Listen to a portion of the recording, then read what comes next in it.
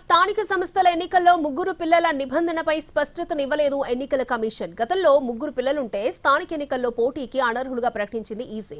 ఆ నిబంధన తొలగించాలని రాష్ట్ర ప్రభుత్వానికి ఈసీకి వినతులు అందాయి. కానీ ఈ రోజు ప్రకటించిన షెడ్యూల్లో దీనిపై క్లారిటీ ఇవ్వలేదు ఈసీ.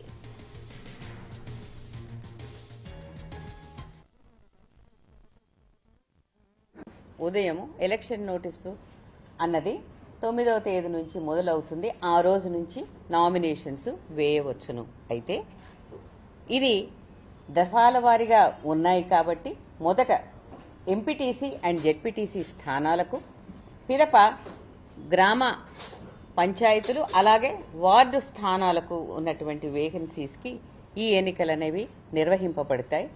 వాస్తవంగా ఇవి 2 ఫేజులు, అవి 3 ఫేజులు కలుపుకుంటే 5 దఫాలుగా ఈ ఎలక్షన్ ఉంటుంది.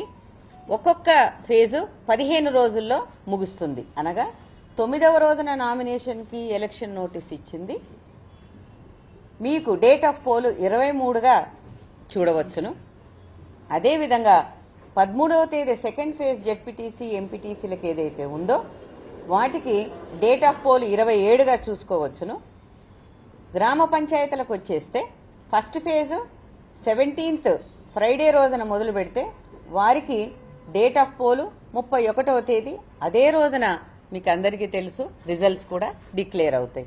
ఉదయం ఎలక్షన్ నోటీసు అన్నది 9వ తేదీ నుంచి మొదలవుతుంది. ఆ రోజు నుంచి నామినేషన్స్